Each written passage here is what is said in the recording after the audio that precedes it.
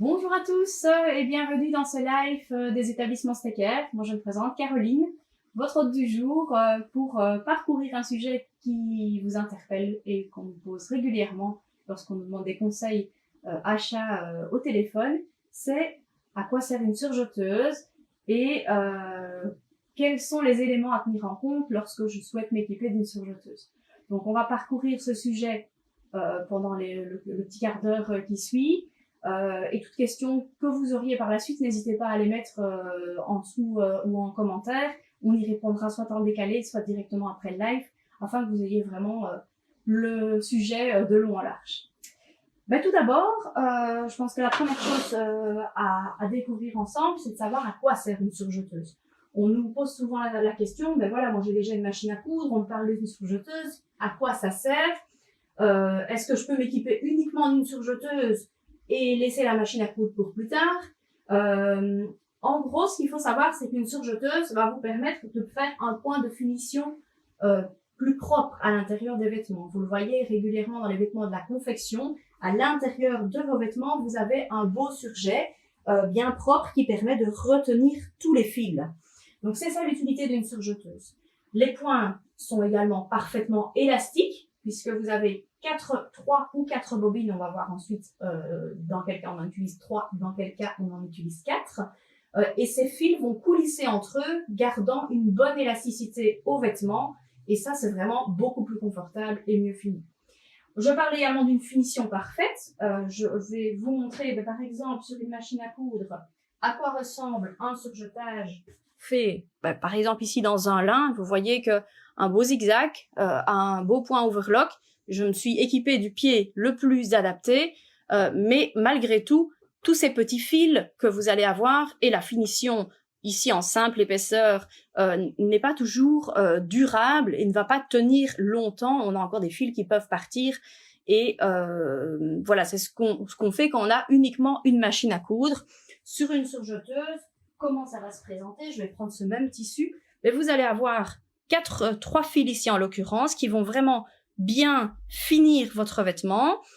La surjeteuse étant équipée d'un couteau, vous allez couper en fait l'excès de tissu, on le verra ensuite en démonstration, et du coup vous avez un vêtement bien fini qui à la suite des nombreux lavages reste nickel et donc vous avez un vêtement aussi plus durable.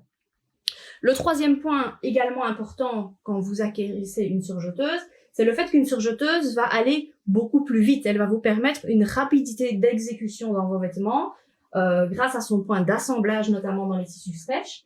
Un zigzag fait en machine à coudre, votre machine ne va pas à pleine vitesse. En surjeteuse, vous allez pouvoir aller beaucoup plus vite. Donc ça, c'est les 3 gros points qui nous semblent les plus importants au niveau le pourquoi d'une surjeteuse compagnon de la machine à coudre. C'est vraiment un compagnon. Pourquoi? J'ai pris un suite ici qu'on a réalisé en magasin.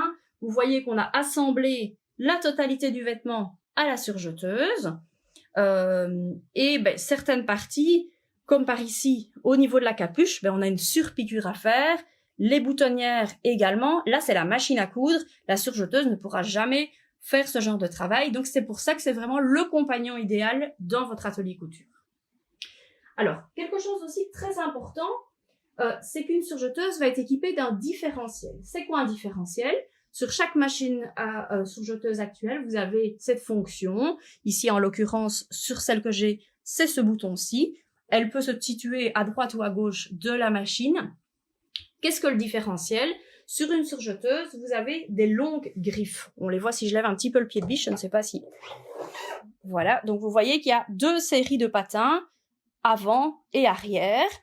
Ce qui va faire que le tissu va être bien engagé, mais vous allez aussi vous retrouver dans la situation qu'en ajustant en fait ce différentiel, et on va le mettre en pratique, on va pouvoir donner une vitesse d'entraînement différente aux griffes du devant par rapport à celle de derrière. Et donc on va se retrouver à avoir des tissus qui ont tendance à gondoler en machine à coudre, qui vont être corrigés grâce à ça à la surjeteuse. Alors je vais vous montrer le différentiel. Alors, oups. Chercher ma pédale, ce sera mieux. Voilà, donc ici je fais un ourlet roulé, c'est un des points que toute surjeteuse peut faire.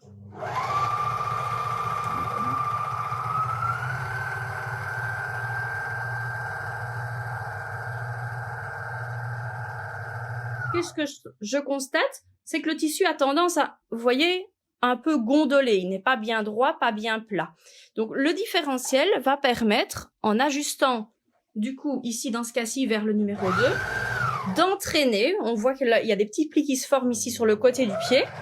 Donc, la machine va nourrir autrement la formation du point, et donc vous aurez un tissu qui va rester beaucoup plus droit, et donc un résultat beaucoup plus linéaire que ce qu'on avait auparavant. Le point est plus propre, et surtout votre tissu, parce qu'un jersey détendu, même si vous le repassez, même si vous faites tout ce que vous pouvez imaginer, il restera détendu et votre vêtement sera vraiment tout flasque et ne tombera pas bien lorsque vous le porterez. Donc ça, c'est au niveau du différentiel, et ça, toute machine surjeteuse actuelle est équipée. Les anciennes, il y a déjà vraiment très très longtemps, ne l'étaient pas, mais voilà, vous avez du coup beaucoup plus de facilité pour réaliser vos vêtements. Alors, après, on va rentrer dans la famille des surjeteuses. J'ai pas aujourd'hui la volonté de vous montrer tous les modèles et de vous expliquer toutes les différences. Ce qu'il faut savoir quand vous cherchez à sélectionner une surjeteuse, c'est que toutes les surjeteuses vont faire le même travail. Contrairement à une machine à coudre, vous allez en avoir qui vont faire plus de points, moins de points, plus de boutonnières, moins de boutonnières. La plupart des surjeteuses réalisent le même nombre de tâches. Ce qui va changer fortement, ça va être tout d'abord la facilité d'enfilage. Ici, je suis sur une surjeteuse avec un enfilage manuel, donc c'est-à-dire que vous avez un parcours de couleurs à suivre pour vos 3 ou 4 bobines.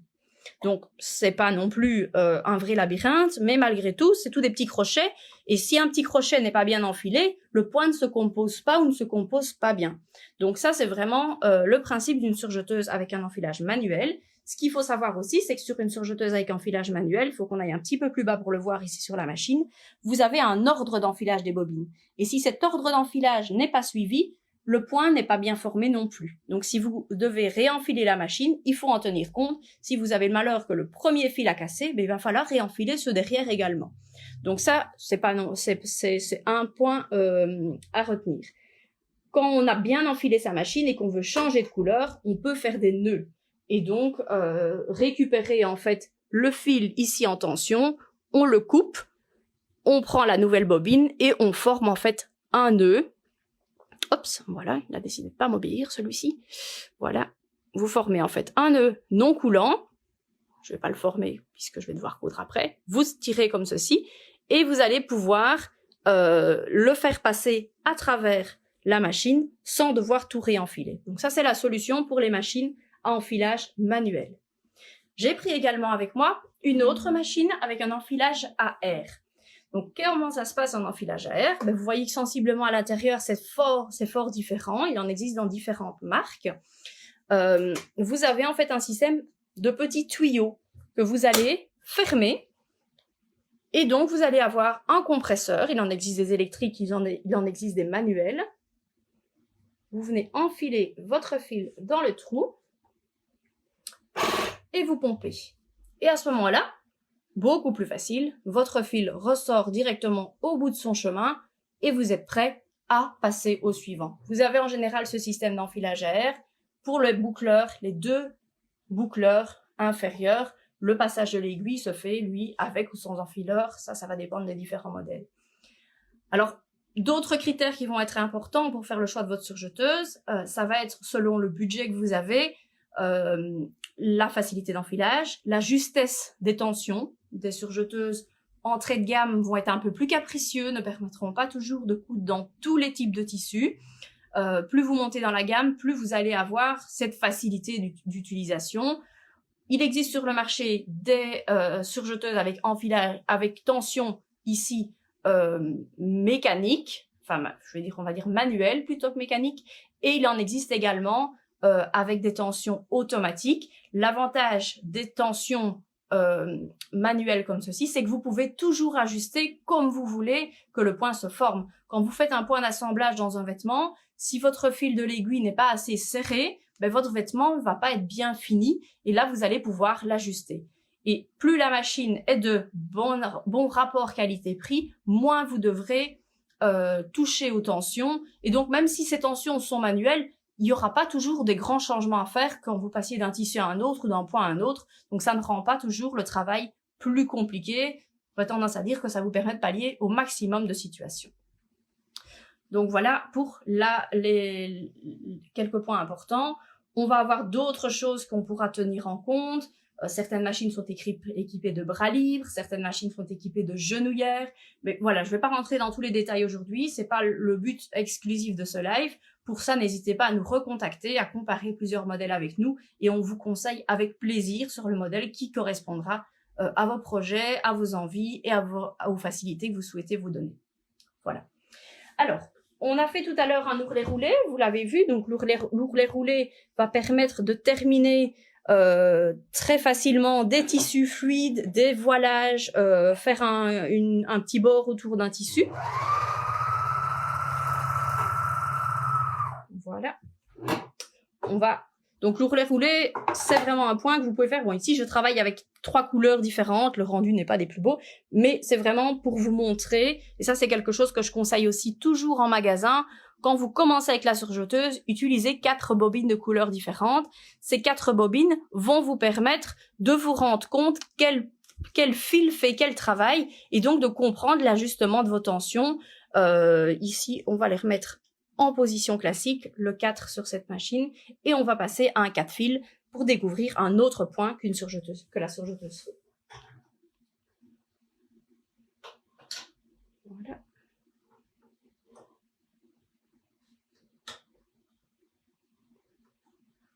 Alors, je vais aller remettre ma deuxième aiguille, parce qu'autrement, ça va être difficile de l'enfiler si elle n'y a pas.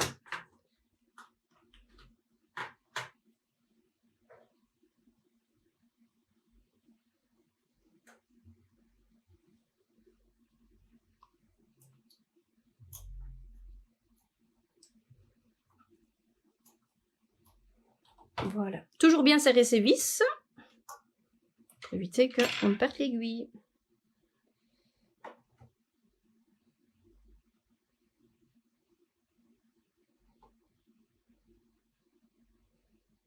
Voilà. Et donc là, je suis prête à fonctionner en 4 fils. Je suis passée sur un point qu'on va appeler point d'assemblage. Hop, je décale un tout petit peu pour remettre mes réglages. Tout ça, évidemment, je l'ai fait ici sans vous donner toutes les explications. C'est compris dans la vidéo de formation que vous recevez avec la machine. Et on va attaquer un assemblage d'un suite, d'un polaire. Donc vous voyez ici, la surjeteuse va couper le tissu ou l'excédent de tissu. Ici, je coupe volontairement, mais on n'est pas toujours obligé de couper. Oups, là, le fil est sorti. Comme quoi, ça arrive à tout le monde. Voilà.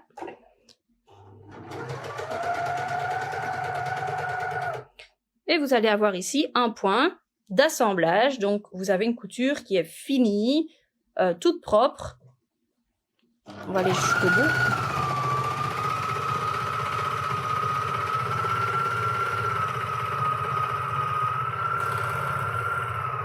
Donc voilà, ici vous avez un 4 fils, il est un peu ton sur ton, je suis pas sûre que vous voyez super bien, j'espère que vous voyez bien. Et donc ici, mon suite est prêt à être porté. En général, pour ce 4 fils, la bobine de l'aiguille le plus à gauche, vous choisissez le fil de la couleur de votre vêtement, parce que c'est celui qu'on va voir si on étire un petit peu. Voilà, ici on voit quelques petits points jaunes. Donc ça c'est à ce moment-là, on verra par la suite dans les fils, vous allez prendre 3 couleurs neutres et la 4e sera celle de votre vêtement. Voilà, donc ça c'est pour le 4 fils. Alors on va aussi avoir le 3 fils. Donc là, je garde le même fonctionnement, mais je retire à nouveau mon aiguille de gauche. Et ça, c'est en fait un surfilage qui va vous permettre de maintenir 2 tissus que vous travaillez en couture ouverte. Donc à l'intérieur d'un pantalon, à l'intérieur d'un chemisier, vous avez de temps en temps des coutures ouvertes. Et dans ces cas-là, on travaille uniquement en 3 fils puisque l'assemblage se fait après à la machine à coudre. Donc ça, c'est le 3 fils. Alors, un point qu'on va aussi avoir sur beaucoup de surjeteuses, qui est un petit peu moins connu, je trouve, même si on le voit beaucoup dans la confection, c'est le flat lock. le flat lock, qu'est-ce que c'est? C'est un point que la surjeteuse va vous composer qui va permettre d'assembler deux tissus ensemble de façon décorative, mais aussi avec l'avantage que vous n'avez à l'intérieur aucun excès de tissu. Ça, c'est idéal pour faire des sous-vêtements, c'est idéal pour faire des vêtements pour les enfants, puisque, faudrait dire, on ne ressent pas les coutures, on n'a qu'une épaisseur, et ça vous permet de bien épouser les formes du corps. Alors ici, j'ai fait du flat lock avec des fils décoratifs. On peut le faire évidemment avec d'autres fils. Et généralement, le flat lock, c'est en fait un petit dispositif que vous avez en accessoire qui va vous permettre de composer ce point. Sur certaines surjeteuses, comme c'est le cas sur celle ici, vous avez en fait un petit doigt qui va vous permettre de venir désactiver un boucleur. Et à ce moment-là, vous allez pouvoir composer le flat lock. Voilà, voilà. Donc là, on a parcouru ensemble les points les plus courants au niveau d'une surjeteuse. On résume un petit peu. Le 4 fils, point d'assemblage. Le 3 fils, qui est lui le point de surjetage, notamment pour couture ouverte. L'ourlet roulé, idéal, hop, je vous le montre où il n'est pas fait. L'ourlet roulé qui va permettre de finir une doublure, un tissu très fluide, et un régulier également, le flat lock. Voilà, donc ça c'est quelques utilisations. La surjeteuse va permettre de faire plein d'autres choses, notamment composer des fronces, poser des passepoils, fixer des élastiques. Mais ça c'est plus les pieds que vous pourrez ajouter qui vous permettra de le faire. Et on a une deuxième vidéo qu'on mettra en lien de ce direct qui vous permettra de découvrir les pieds qui sont disponibles pour les surjeteuses. Alors, on va arriver maintenant dans tous les accessoires, toutes les choses que vous pouvez ajouter à votre surjeteuse quand vous allez vous équiper et qui sont fort importants. Évidemment, avec une surjeteuse, vous avez besoin de fils. Si vous utilisez des petites bobines de fil à coudre, type petite bobine Mettler, petite bobine Gutermann, vous allez en consommer vraiment beaucoup. Donc, avec une surjeteuse, en général, on va s'équiper de fils, soit du fil à coudre classique, en cône, de 5 mm par exemple, comme c'est le cas ici. Ça, vous trouvez sur notre site internet. Je pense notamment ici, chez nous, on vend beaucoup la marque Bellefil, qui est super au niveau rapport qualité-prix.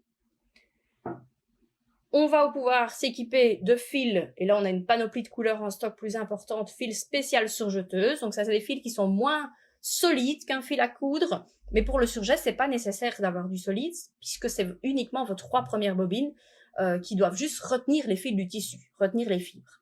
Donc ça, c'est les Toldilock. Et on va aussi avoir tout ce qui est gamme de fil mousse. Mon polaire que je vous ai montré tout à l'heure, c'était du fil mousse qu'il avait. J'adore le fil mousse, j'en mets un peu partout. Voilà, donc vous voyez, c'est un fil qui est plus épais, plus plucheux, qui va rester aussi beaucoup plus élastique qu'un fil à coudre. Il existe dans plein de couleurs. Vous avez également des gammes beaucoup plus mélangées, et ça permet de donner un effet. Mais c'est très confortable pour tout ce qui est vêtements de bébé, pour tout ce qui est vêtements proches du corps, les sous-vêtements, le fil mousse, c'est génial. Et également vraiment l'effet décoratif, comme on le voit ici sur l'échantillon qu'on a fait. Pour les ourlets roulés, vous pouvez aussi mettre du fil mousse. Donc le fil mousse, en général, on en prend 2 bobines. Vous le prenez pour les 2 boucleurs uniquement. J'ai Catherine qui s'embrouille dans les fils. Voilà. Alors, important aussi, sur les surjeteuses, il existe toute une gamme de bacs à déchets. Donc, c'est un petit bac qui vient se mettre à l'avant de votre surjeteuse pour recueillir les excès de coupe et les petits fils. Certaines sont livrées avec bac à déchets. Pour d'autres, vous venez en fait l'ajouter en accessoire. Et on a essayé sur notre site que vous les trouviez quand vous choisissez votre surjeteuse. Mais n'hésitez pas à nous demander de l'aide là-dessus. À quoi je pense également pour vous équiper, mais ça va être un paquet d'aiguilles avec un assez gros chat ou un crochet mailleur. Ce genre de choses vous permet d'arrêter vos fils de surjeteuse, parce que le fil de surjeteuse, sur une surjeteuse, vous n'avez pas de point d'arrêt, donc vous devez automatiquement arrêter vos fils. Ce n'est pas nécessaire, par contre, quand une autre couture vient reprendre le bout de votre fil, à ce moment-là, ils seront pris dans la couture suivante, et là, vous ne devez pas le faire. Mais ça, voilà, un petit indispensable à avoir. Et un dernier élément auquel j'ai pensé quand j'ai préparé ce live, c'est notamment les petites pinces. Pourquoi des petites pinces? Parce qu'on constate régulièrement, nous, en atelier, que les surjeteuses reviennent souvent avec des coups d'aiguille dans le couteau. Donc vous avez 2 couteaux sur une surjeteuse. Le couteau supérieur, je sais pas si on voit bien, le couteau supérieur, attendez, on va ouvrir, on verra beaucoup mieux. Donc vous avez, en fait c'est une mâchoire, hein, vous avez un couteau au-dessus et un couteau en dessous. Et si vous utilisez des épingles classiques, il faut être soit très prudent et bien les retirer à temps, ou alors, voilà, l'aiguille termine dans le couteau, et là, le couteau doit rentrer en atelier, ou on doit le remplacer. C'est quelque chose qu'on peut faire à distance, hein, votre surjeteuse ne doit pas d'office revenir, en tout cas la plupart des modèles, on a des modes d'emploi pour vous expliquer comment le faire. Mais c'est pour ça, je me suis dit, tiens, les petites pinces, c'est peut-être un chouette petit truc à montrer, parce qu'en utilisant des petites pinces, vous ne pouvez pas la louper, donc vous allez préserver votre couteau. Donc ça, c'est pas mal intéressant. Voilà. Et la dernière chose importante à vous signaler, c'est que quand vous achetez une surjeteuse chez nous, vous avez la possibilité en digital ou en physique, hein, donc dans notre magasin à Bertry en Belgique, de venir suivre le cours de surjeteuse avec nos formatrices. Et là, vous allez découvrir tous les points qu'on peut faire sur la surjeteuse, chaque fois avec vos échantillons, les réglages spécifiques à votre modèle, et vous retournez du coup avec une belle farte qui vous permet d'appliquer tout ça dans vos projets couture des prochains mois et des prochaines années. Voilà. J'espère avoir fait le tour. N'hésitez pas à nous demander de l'aide. S'il y a encore plein de questions ou des choses que j'ai oublié de dire, une petite question en bas de notre live ou sur le YouTube qui sera également repartagé, et on y répond avec plaisir. Voilà.